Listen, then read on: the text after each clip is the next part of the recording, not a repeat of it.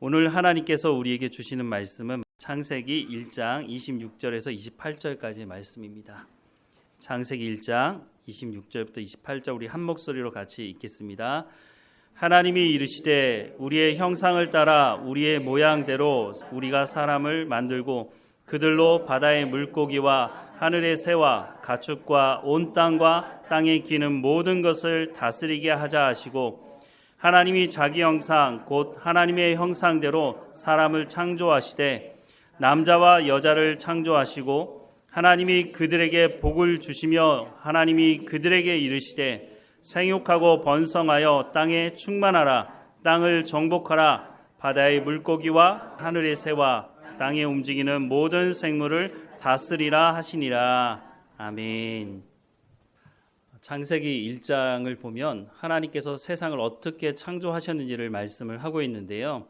창세기 1장 1절부터 5절 말씀을 보면 태초에 하나님이 천지를 창조하시니라. 땅이 혼돈하고 공허하며 흑암이 깊음 위에 있고 하나님의 영은 수면 위에 운행하시니라. 하나님이 이르시되 빛이 있으라 하시니 빛이 있었고 빛이 하나님이 보시기에 좋았더라. 하나님이 빛과 어둠을 나누사 하나님이 빛을 낮이라 부르시고 어둠을 밤이라 부르시니라. 저녁이 되고 아침이 되니 이는 첫째 날이니라 라고 말씀합니다. 하나님은 말씀하셨고 그 말씀대로 그렇게 되었다라고 말씀을 하고 있습니다. 둘째 날도 마찬가지인데요. 6절부터 7절 말씀에 하나님이 이르시되 물 가운데 궁창이 있어 물과 물로 나뉘라 하시고 하나님이 궁창을 만드사 궁창 아래의 물과 궁창 위의 물로 나뉘게 하시니 그대로 되니라 라고 말씀합니다. 셋째 날도 마찬가지입니다. 9절부터 12절에 하나님이 이르시되 천하의 물이 한 곳으로 모이고 묻이 드러나라 하시니 그대로 되니라. 하나님이 묻을 땅이라 부르시고 모인 물을 바다라 부르시니 하나님이 보시기에 좋았더라. 하나님이 이르시되 땅은 풀과 씨 맺는 채소와 각기 종류대로 씨 가진 열매 맺는 나무를 내라 하시니 그대로 되어 땅이 풀과 각기 종류대로 씨 맺는 채소와 각기 종류대로 씨 가진 열매 맺는 나무를 내니 하나님이 보시기에 좋았더라 라고 말씀합니다. 계속해서 하나님은 말씀하셨고 그대로 되었다라고 분명히 말씀하고 있습니다. 14절과 15절 말씀을 보면 하나님이 이르시되 하늘의 궁창에 광명체들이 있어 낮과 밤을 나뉘게 하시고 그것들로 징조와 계절과 날과 해를 이루게 하라. 또 광명체들이 하늘의 궁창에 있어 땅을 비추라 하시니 그대로 되니라 라고 말씀을 하고 있습니다. 넷째 날도 마찬가지였습니다. 다섯째 날도 마찬가지인데요. 20절과 22절에 하나님이 이르시되 물들은 생물을 번성하게 하라. 땅 위 하늘의 궁창에는 새가 나르라 하시고 하나님이 큰 바다 짐승들과 물에서 번성하여 움직이는 모든 생물을 그 종류대로 날개 있는 모든 새를 그 종류대로 창조하시니 하나님이 보시기에 좋았더라 라고 말씀하고 있습니다. 그런데 이 다섯째 날 창조 때에 하나님께서 이전에 말씀하지 않았던 말씀을 하시는데요. 22절 말씀에 보면 하나님이 그들에게 복을 주시며 이르시되 생육하고 번성하여 여러 바닷물에 충만하라. 새들도 땅에 번성하라 하시니라 라고 말씀합니다. 하나님이 그들에게 복을 주시며 이르시되 라고 말씀합니다. 그들은 누구를 말할까요? 앞에 말씀하는 것처럼 하늘의 새, 바다의 짐승, 바다 안의 모든 생물들에게 하나님께서 복을 주시며 말씀하셨다고 말씀합니다. 그러면 그 내용은 뭡니까? 생육하고 번성하여 여러 바닷물에 충만하라는 것입니다. 새들도 번성하라고 말씀하고 있습니다. 성경의 가장 첫 번째 책인 창세기에 복이라는 단어가 가장 먼저 사용된 곳이 바로 여기입니다. 그리고 복이라는 단어가 1장에 한 번 더 나오는데 바로 오늘 본문 우리가 읽었던 26절부터 28절인데요. 우리 같이 한번 읽어보겠습니다. 하나님이 이르시되 우리의 형상을 따라 우리의 모양대로 우리가 사람을 만들고 그들로 바다의 물고기와 하늘의 새와 가축과 온 땅과 땅에 기는 모든 것을 다스리게 하자 하시고 하나님이 자기 형상 곧 하나님의 형상대로 사람을 창조하시되 남자와 여자를 창조하시고 하나님이 그들에게 복을 주시며 하나님이 그들에게 이르시되 생육하고 번성하여 땅에 충만하라. 땅을 정복하라. 바다의 물고기와 하늘의 새와 땅에 움직이는 모든 생물을 다스리라 하시니라. 아멘. 하나님이 사람을 창조하실 때는 다른 창조와 좀 다른 부분이 있는데요. 사람은 말씀으로만 창조한 것이 아니라 흙으로 창조되었다고 말씀합니다. 창세기 2장 7절 말씀에 보면 여호와 하나님이 땅에 흙으로 사람을 지으시고 생기를 그 코에 불어 넣으시니 사람이 생명이 되었다라고 말씀합니다.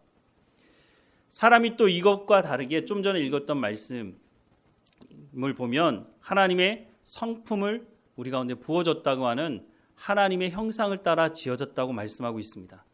하나님의 형상을 따라 지어졌다고 하는 것은 하나님의 성품을 우리 가운데 부어주었다라고 하는 것입니다. 하나님의 성품이 우리 가운데 부어지었기 때문에 하나님과 친밀한 인격적인 교제를 하고 하나님을 사랑할 수 있고 하나님을 예배할 수 있는 존재가 되었다고 말씀해 주고 있는 것입니다. 그리고 하나님께서 이 창조된 사람들에게 복을 주시며 이르시되라고 말씀합니다. 다시 한번 말씀을 보면 하나님이 이르시되 우리의 형상을 따라 우리의 모양대로 우리가 사람을 만들고 그들로 바다의 물고기와 하늘의 새와 가축과 온 땅과 땅에 기는 모든 것을 다스리게 하자 하시고 하나님이 자기 형상 곧 하나님의 형상대로 사람을 창조하시되 남자와 여자를 창조하시고 하나님이 그들에게 복을 주시며 하나님이 그들에게 이르시되 생육하고 번성하여 땅에 충만하라. 땅을 정복하라. 바다의 물고기와 하늘의 새와 땅에 움직이는 모든 생물을 다스리라 하시니라 라고 말씀합니다. 하나님께서 복을 말씀하시는데 다섯째 날 바다의 생물과 새들에게 말씀하시는 그 복과는 훨씬 더 깊고 넓은 것을 말씀하십니다. 물론 공통된 것은 생육하고 번성하는 것이지만 조금 전에 읽었던 말씀에 보면 하나님께서 모든 것을 다스리는 권세를 주시는 것도 이 복에 포함되어져 있다고 하는 것을 알 수가 있는 것입니다. 하나님께서 복을 말씀하시면서 가장 먼저 말씀하는 것은 어쨌든 생육하고 번성하는 것입니다.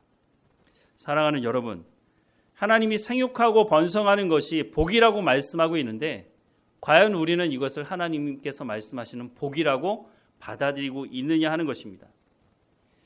우리나라 1961년도 인구 증가율이 3%였다고 합니다.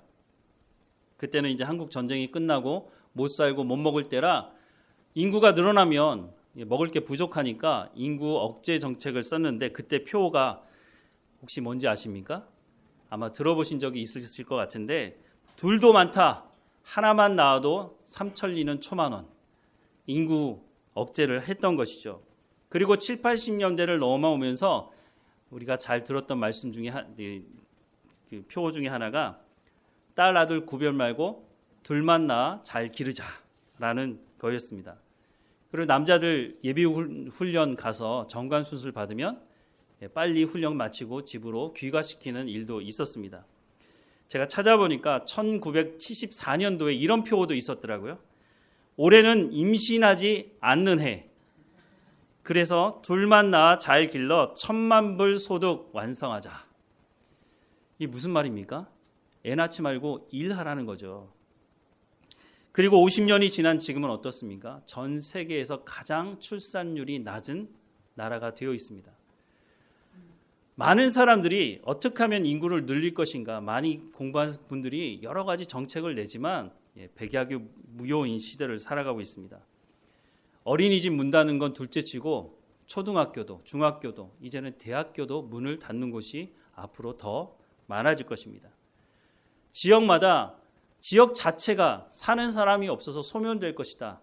앞으로 얼마가 될지 모르겠지만 이런 식으로 가면 대한민국 자체가 소멸하게 될 것이다 라고 말하는 사람도 있는 시대를 삽니다.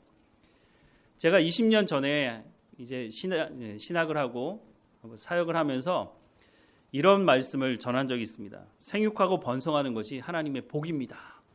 성경에 있는 말씀이죠. 제가 하고 싶은 말이 아니라 성경에 기록된 말씀을 그렇게 전했는데 사람들의 얼굴 표정이 보니까 전혀 그건 하나님의 복이 아닌데 라고 생각하는 무관심한 표정으로 듣는 것을 봤습니다. 청년부를 지도할 때도 청년들에게 이런 말을 자주 했습니다. 하나님께서 첫 번째 말씀하시는 복이 물론 성경에서 말씀하는 복이 생육하고 번성하는 것만 복이라고 말씀하지는 않습니다. 하지만 첫 번째 말씀하시는 그 복의 내용이 생육하고 번성하는 것이다.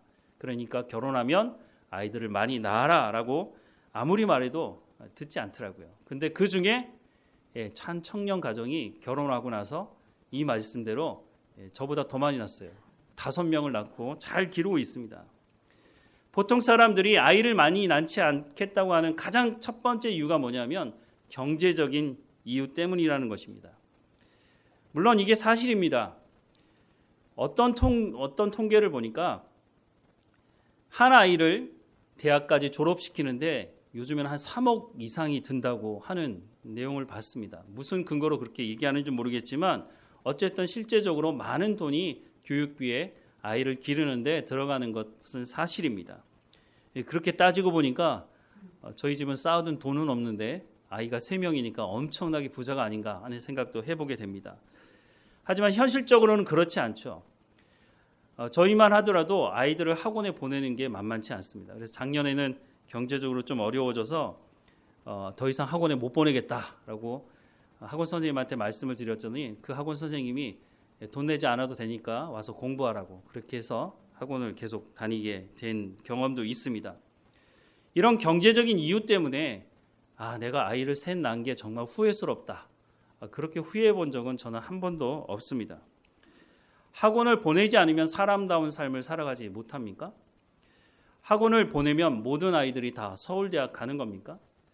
모든 부모들이 아이들을 학원에 보내면 좋은 대학 보낼 거라고 기대하는 마음은 있지만 실제적으로는 그렇지 않습니다. 그리고 우리가 살아가는 우리의 사회를 한번 돌아보십시오. 오히려 좋은 대학 나온 사람들이 그 대학 나와서 편법을 쓰고 그 권력을 잡고 약한 사람들을 무자비하게 괴롭히고 힘들게 하지 않습니까? 그럼에도 불구하고 어떻게 해서든지 무조건 좋은 대학만 보내면 모든 문제가 해결될 거라고 생각을 하는 것 같습니다.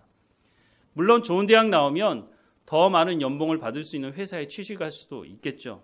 그리고 더 넓은 집에 살 수 있겠지만 정말 그것이 사람다운 삶을 살아갈 수 있는 길인지는 그리스도인으로서 심각하게 생각을 해봐야 된다는 생각을 합니다. 에베소서 4장 21절부터 24절은 이렇게 말씀합니다. 진리가 예수 안에 있는 것 같이 너희가 참으로 그에게서 듣고 또한 그 안에서 가르침을 받았을진데 너희는 유혹의 욕심을 따라 썩어져가는 구습을 따르는 옛사람을 벗어버리고 오직 너희의 심령이 새롭게 되어 하나님을 따라 의와 진리의 거룩함으로 지으심을 받은 새 사람을 입으라고 말씀을 하고 있습니다. 예수님을 영접한 사람들은 이와 같은 삶을 살아가야 된다고 말씀합니다. 생각이 바뀌어야 한다는 것이죠. 생각이 바뀌어야 말이 바뀌고 말이 바뀌어야 우리의 습관이 바뀌고 우리의 삶의 열매가 바뀔 수가 있다는 것입니다. 그래서 하나님께서 우리 가운데 이렇게 되라고 말씀하시고 있다는 것은 그렇게 하시겠다고 하나님께서 작정하고 계신다는 겁니다.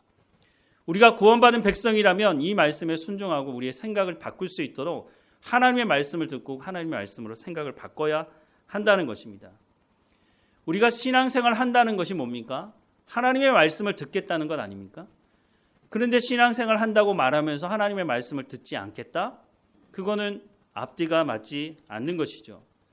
우리가 구원받았다고는 하지만 하나님의 말씀을 통해서 어떻게 살아가야 하는지를 알지 못하게 된다면 진리가 너희를 자유케 하리라고 성경에서 아무리 강조하고 있다 할지라도 그 진리가 자유케 하리라고 하는 그것이 무엇인지 예수님은 세상이 줄 수 없는 평안함을 우리 가운데 주시겠다고 말씀하시지만 도대체 그게 무엇인지를 우리가 경험할 수 없게 된다는 것입니다. 이런 비유의 말씀을 들은 적이 있습니다. 한 사람이 호화 유람선 여행을 하고 싶어가지고 열심히 일해가지고 그 비싼 티켓을 샀다고 합니다. 그 티켓을 가지고 이제 한 달 정도 여행을 해야 되는데 그러면 여행하려고 하면 이제 먹을 게 필요하지 않습니까? 돈이 부족하니까 어쨌든 돈 싹 긁어가지고 한 달 동안 먹을 양식을 딱 준비해서 배를 탔습니다. 처음에는 준비한 음식도 먹고 그렇게 여행을 잘 하고 있었는데 여행이 끝나기도 전에 먹을 게 다 떨어지고 나니까 이거 먹을 수도 없고 어떻게 해야 되나 쫄쫄 굶으면서 사람이 먹지 않으니까 살도 빠지고 그 모습을 보고 있던 선장이 당신 어디 아프냐고 혹시 무슨 병이 있느냐고 물었더니 내가 이만저만해서 있는 돈 다 긁어서 표 사가지고 먹을 거 구해서 그래서 배를 탔는데 먹을 게 다 떨어져가지고 내가 이렇게 됐다고. 그런데 보니까 저 안에 식당이 큰 식당이 있는데 먹을 게 많은데 야, 저 먹을 거 다 먹으려고 하면 얼마나 비싼 표를 사야 되는 건가 이런 고민만 했다고. 그랬더니 선장이 하는 말이 여행 다 끝나가는데 아니 당신 표 사지 않았느냐고. 표 샀죠. 그 표값에 여기서 모든 것을 누리고 다 먹을 수 있는 게 거기 포함되어 있는데 당신 왜 먹지 않았느냐고. 아, 나 몰랐다고. 그리고 여행이 끝났다고 합니다. 우리가 예수 믿는 것을 이렇게 믿을 수 있다는 겁니다. 분명히 구원받았다고 말하는데 어떻게 살아가야 되는지 모르니까 하나님께서 말씀하시는 그 참된 자유와 평안함을 맛보지 못하고 살아갈 수 있다고 하는 것을 성경은 말씀해주고 있다는 것입니다. 어설프게 신앙생활하면 우리가 이렇게 될 수 있다는 것입니다. 학생들 중에 공부 잘 못하는 학생들이 있죠. 그런데 대부분 보면 머리가 안 좋아서 공부를 못하는 게 아니라 어설프게 공부하기 때문입니다. 공부를 하는 것도 아니고 안 하는 것도 아니고. 신앙생활도 마찬가지입니다. 예배 현장에 오긴 하지만 예배를 드리는 것도 아니고 안 드리는 것도 아니고 하나님의 말씀을 듣는 것도 아니고 안 듣는 것도 아니고 그러니까 제대로 된 신앙의 삶을 살아갈 수가 없는 것입니다. 열왕기상 18장 21절 말씀에 엘리야가 모든 백성에게 가까이 나아가 이르되 너희가 어느 때까지 둘 사이에서 머뭇머뭇하려느냐. 여호와가 만일 하나님이면 그를 따르고 바알이 만일 하나님이면 그를 따를지니라 하니 백성이 한마디도 대답하지 아니하는지라 라고 말씀합니다. 이스라엘 백성들은 입으로는 하나님의 백성이라고 말하고 하나님께 제사도 드렸습니다. 그런데 심지어는 하나님께 제사 드린 그날 자기의 자녀를 제물로 삼아 하나님 우상에게 제물로 제사를 드리고 그날 성전을 찾아서 하나님 우리 가운데 복을 달라고 했다고 성경은 말씀을 해주고 있습니다. 이런 이스라엘 백성들을 향해서 둘 사이에서 머뭇머뭇하지 말고 선택하라는 것입니다. 하나님을 선택할 것인지 아니면 바알을 선택할 것인지 결정하라고 말하자 백성들의 반응이 한마디도 못하고 대답도 못했다고 말씀하고 있습니다. 아직도 결정을 못하는 거죠. 하늘에서 불이 내리고 엄청나게 많은 바알 선지자 450명과 아세라 선지자 400명이 그 자리에서 죽임을 당하는 모습을 보고서도 하나님만 섬기겠다고 결정을 못하는 이스라엘 백성들의 모습은 하나님이 누구인지 알지 못하기 때문에 그래서 호세아서 말씀에도 내 백성이 지식이 없어서 망하게 된다라고 말씀하고 있는 것입니다. 우리는 어떻습니까? 오늘 말씀을 다시 한번 보면 창세기 1장 26절부터 28절 하나님이 이르시되 하나님의 형상을 따라 우리의 형상을 따라 우리의 모양대로 우리가 사람을 만들고 그들로 바다의 물고기와 하늘의 새와 가축과 온 땅과 땅이 기는 모든 것을 다스리게 하자 하시고 하나님이 자기 형상 곧 하나님의 형상대로 사람을 창조하시되 남자와 여자를 창조하시고 하나님이 그들에게 복을 주시며 하나님이 그들에게 이르시되 생육하고 번성하여 땅에 충만하라 땅을 정복하라 바다의 물고기와 하늘의 새와 땅에 움직이는 모든 생물을 다스리라 하시니라 라고 말씀을 하고 있습니다. 그렇다면 이건 분명히 하나님의 말씀인데 우리는 이 하나님의 말씀대로 살아가고 있느냐라고 우리에게 질문을 해볼 필요가 있는 거죠. 요즘에 젊은 사람들이 결혼을 해서 아이를 많이 낳겠다고 말도 하지 않지만 많이 낳겠다고 하면 누가 이걸 먼저 막습니까? 부모님들이 먼저 나서서 다 그렇지는 않겠지만 야, 애 많이 낳지 마라. 얼마나 힘든데 애를 많이 낳으려고 하느냐. 하나만 낳아라. 하나만. 심지어는 아이 낳지 않고 자기들만 즐기겠다고 하는 자녀들에게도 그러면 너희가 그렇게 선택했으니까 그렇게 살아라 라고 말을 해버리고 맙니다. 우리 옛말에 정말 잘못 적용하는 말이 하나 있는데 가지 많은 나무에 바람 잘 날 없다라는 이 말을 긍정적으로 사용하는 걸 저희가 들어본 적이 없습니다. 항상 부정적으로 사용하죠. 무슨 말입니까? 애 많이 낳지 말라는 것입니다. 애 많이 낳으면 괴롭다는 거죠. 그러면서도 열매를 많이 맺기를 또 바라는 것입니다. 이걸 뭐라고 하는지 아십니까? 도둑놈 신보라고 얘기하는 거죠. 가지가 많지 않은데 어떻게 열매가 많이 납니까? 그럴 수가 없는 거죠. 가지가 많으면 바람 잘 날 없는 건 너무 당연한 말입니다. 저희 집만 하더라도 셋밖에 되진 않지만 아이들 중에 뼈 부러져 보지 않은 아이가 없고 찢어지지 않은 아이가 없고 정형외과, 성형외과, 각종 병원 다 가보고 처음에 큰아이가 다쳤을 때 저희 아내가 전화 왔던 걸 기억이 아직도 나는데요. 목소리가 덜덜 떨리더라고요. 어떻게 될지 몰라가지고. 근데 요즘에는 어떻게 전화하는지 아십니까? 어디 다쳤다고 그냥. 그렇게 아주 담담하게 전화를 합니다. 새 아이를 키우다 보니까 별의별 다 있죠. 그런데 이 아이들을 키우면서 얻는 기쁨이 훨씬 더 크고 하나님께 뒤를 돌아볼 때마다 감사할 때가 적지가 않습니다. 그런데 제가 교회 다니면서 그 어떤 누구도 창세기 1장의 이 말씀을 가지고 하나님께서 주시는 복이라고 설명하는 말씀을 전하는 목회자를 본 적이 없습니다. 성도는 그렇다 할지라도 말씀을 전하는 목회자라면 하나님께서 생육하고 번성하는 것이 복이라고 말씀하셨다고 최소한 말씀은 전해야 되지 않겠습니까? 하나님은 분명히 생육하고 번성하는 것이 복이라고 말씀하고 있는데 왜 교회에서는 생육하고 번성하는 것이 하나님의 복이라고 말씀을 안 하는 것인지, 몰라서 그러는 것인지, 알면서도 전하지 않는 것인지 우리가 되돌아 봐야 된다는 생각이 듭니다. 어쨌든 성경의 첫 번째 책인 창세기 1장, 거기서도 복을 말씀하고 있는데 그 복을 생육하고 번성하는 것이라고 말씀하는 것을 우리가 귀를 열어 들어야 될 거라고 생각이 듭니다. 그러면 이렇게 질문하는 사람도 있겠죠. 아니 그렇게 많이 나면 먹는 문제 다 어떻게 해결할 겁니까? 제가 초등학교 때 그때 당시에 세계 인구가 약 40억 정도 되었는데 그때 들었던 얘기가 뭐냐면 이렇게 계속 인구가 증가하게 되면 인류 전체가 굶주려 죽을 거라는 겁니다. 근데 지금 인구가 어느 정도 되는지 아십니까? 기껏 해봐야 한 40년 흘렸다고 보는데 그 기간 동안 인구가 2배 이상 늘었습니다. 엄청나게 늘었죠. 물론 이 시대에도 굶주려 죽는 사람들이 있습니다. 그런데 선진국이라고 말하는 그 나라에서 버려지는 음식물 쓰레기가 어마어마합니다. 우리나라도 그렇죠. 그렇게 버려지는 음식물 쓰레기만 줄이더라도 아마 전 세계 인구는 먹고 살고도 남을 만큼 충분히 있을 거라고 생각이 듭니다. 이런 부분들을 우리가 마음에 새기고 삶을 살아가야 하는데 가장 먼저 부모된 우리가 자녀들에게 신앙의 삶의 본을 보여야 한다고 하는 것입니다. 성경이 말씀하는 하나님의 말씀대로 살아가는 삶을 우리가 보여주지 못한다면 우리의 자녀들이 정말 그런가라는 의문을 가지게 되겠죠. 2009년 9월 18일에 한 신문에 유대인 99세 된 할머니의 기사가 실린 적이 있습니다.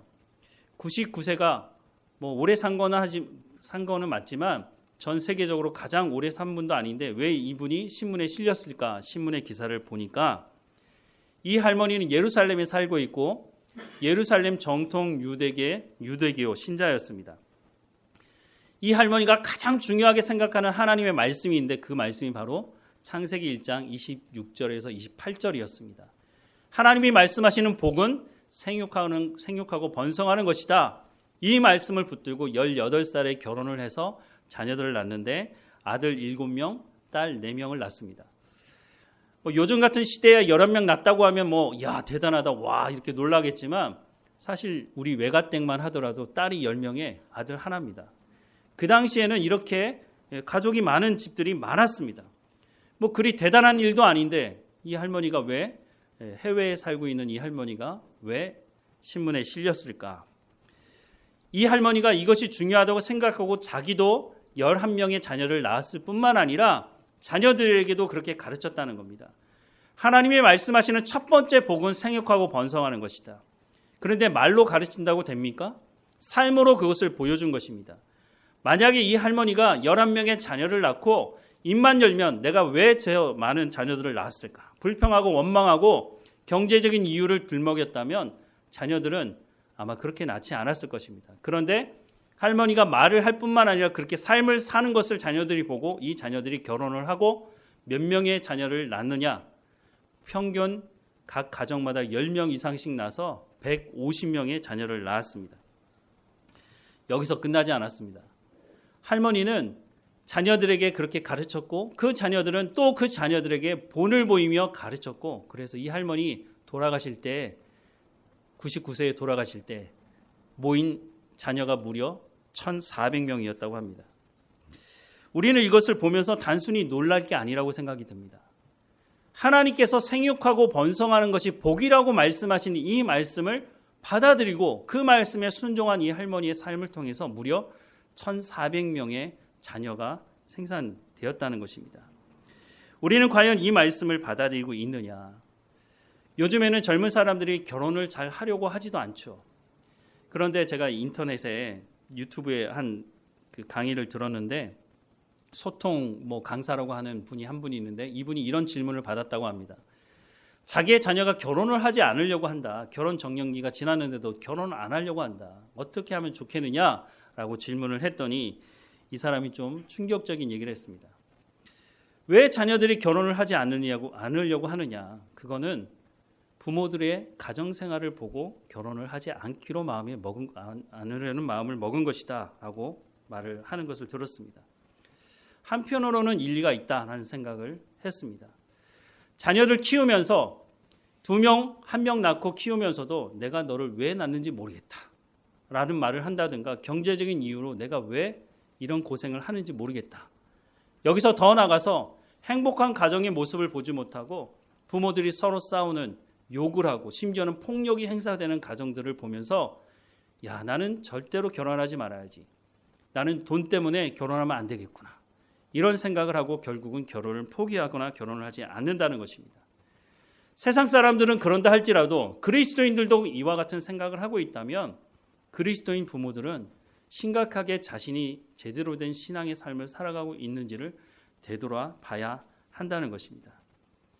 자녀들이 부모의 모습을 보면서 나는 가정을 이루지 말아야 된다고 생각을 하고 있다면 그건 심각하게 고민을 해봐야 된다는 것이죠.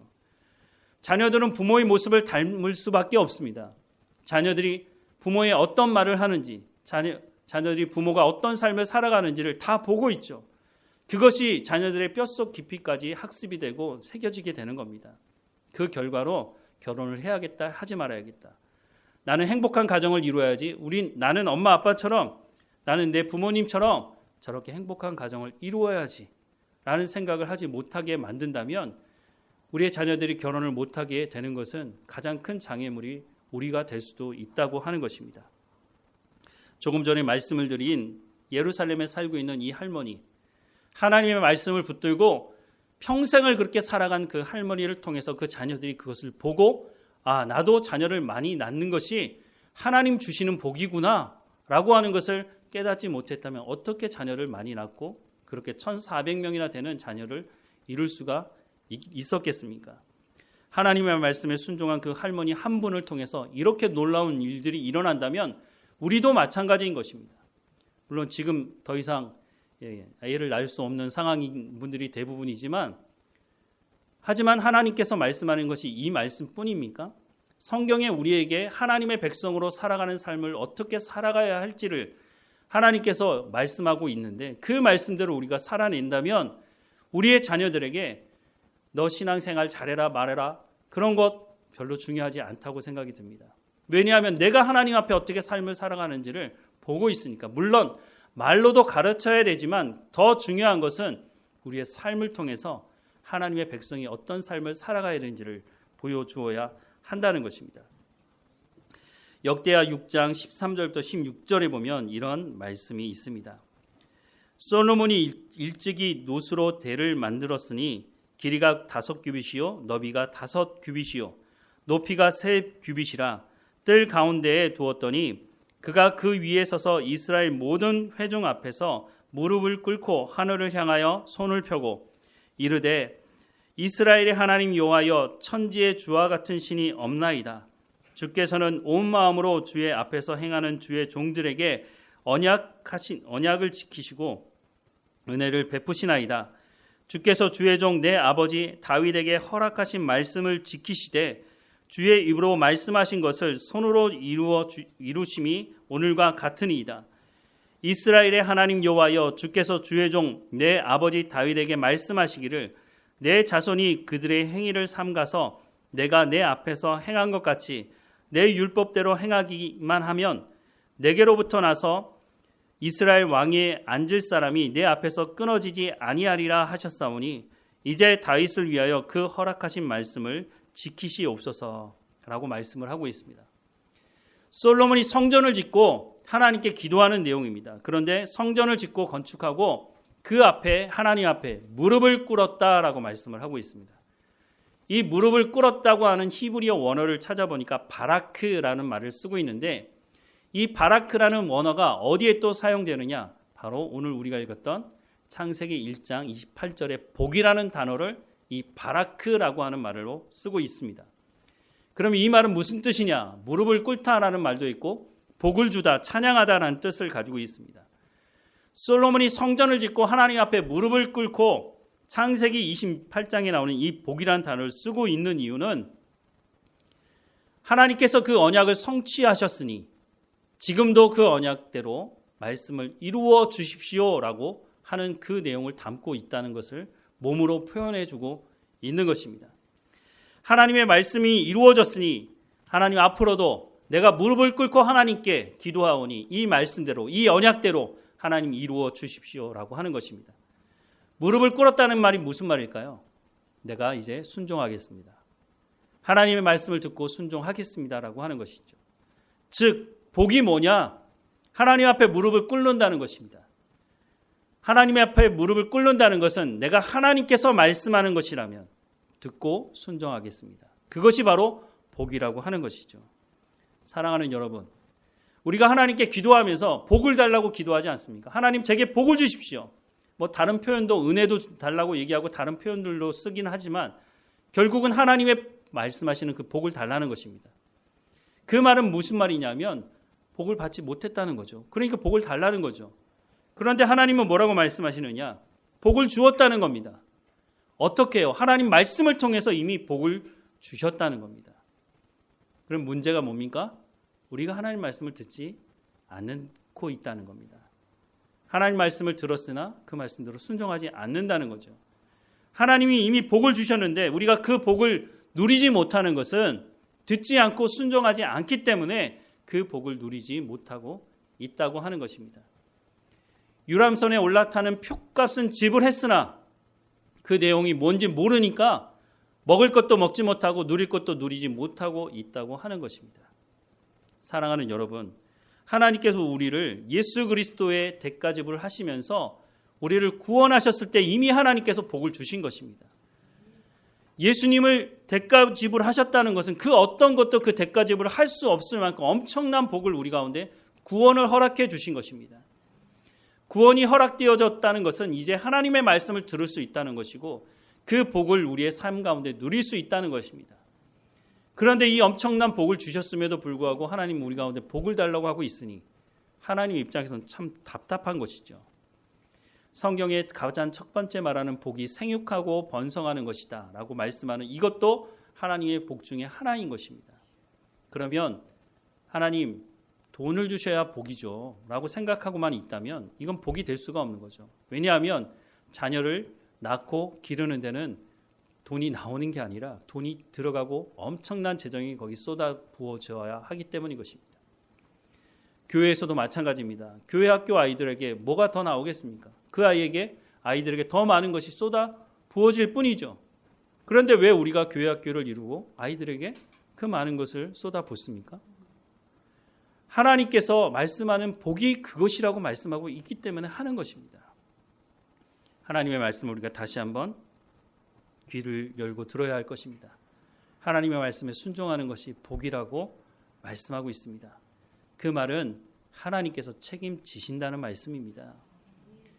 아이를 낳고 무책임하다고 말하는 사람들이 있습니다. 아닙니다. 하나님께서 주신 생명이라면 하나님께서 책임지시고 인도하실 겁니다. 그리고 우리가 해야 될 것을 해야죠. 부모로서 마땅히 해야 될 일들을 해야 하는데 무엇보다 하나님의 말씀을 듣고 순종하는 본이 되는 삶을 보여주어야 하는 것입니다. 그러면 하나님께서 가정이 행복하기를 가장 원하시는 분이십니다. 그 하나님께서 가정이 불행하게 되기를 원하시는 분이 아니십니다. 하나님께서 우리 가운데 채우실 것입니다. 부족한 부분이 있다면 하나님께서 채우실 겁니다. 우리가 해야 되는 것은 하나님 말씀에 순종하며 살아가는 것입니다. 그러면 우리가 그 복을 누릴 수 있다고 성경은 말씀해 주고 있습니다. 우리가 하나님 주시는 이 복을 온전히 누리는 우리의 삶이 되기를 주님의 이름으로 축원합니다. 사랑하는 하나님, 생육하고 번성하는 것이 하나님께서 말씀하는 복이라고 하는 것을 듣습니다. 하나님, 이것을 우리가 알지 못하고 살아왔다면 불쌍히 여겨주시고 우리의 자녀들에게 이 말씀을 제대로 가르칠 수 있도록 우리의 삶에 하나님 말씀에 순종하는 삶이 될 수 있도록 또한 인도해 주옵소서. 하나님의 말씀에 순종하는 것이 복을 누리는 것이라고 말씀하시니 이 말씀대로 우리의 삶을 통해 그 복을 누리게 하시고 또한 이 복을 하나님께서 주셨음을 감사하며 삶을 살아갈 수 있도록 인도해 주옵소서. 하나님, 우리 가운데 가정을 허락해 주셨으니 우리의 가정을 하나님께서 복되게 하시고 하나님의 말씀이 세워져가는 가정이 될 수 있도록 인도해 주옵소서. 부모의 역할을 감당할 수 있도록 우리 가운데 성령의 충만함으로 하나님 말씀으로 붙들어 주시고 하나님, 자녀들에게 우리가 하나님의 말씀대로 순종하는 삶을 통해 하나님께 영광이 되는 삶이 무엇인지를 증거할 수 있는 증인 역할 감당할 수 있도록 우리 가운데 부족한 부분을 하나님께서 채워주시고 우리의 가정이 행복한 가정이 될 수 있도록 믿음의 본을 보이는 가정이 될 수 있도록 또한 대를 이어가며 신앙생활하는 가정이 될 수 있도록 하나님 인도해 주옵소서. 이 한 주일간도 깨어있게 하시고 하나님과 동행하며 하나님께 감사하는 우리의 삶이 될 수 있도록 인도해 주옵소서. 고난 중에 있는 성도들을 붙들어 주셔서 하나님께 그 고난을 통해서 더 가까이 나가며 하나님의 은혜를 맛보는 통로가 될 수 있도록 인도해 주옵소서. 우리의 삶을 날마다 주관하시고 인도하시는 하나님께 감사드리고 모든 영광 하나님께 돌려드리며 예수님의 이름으로 기도드립니다. 아멘.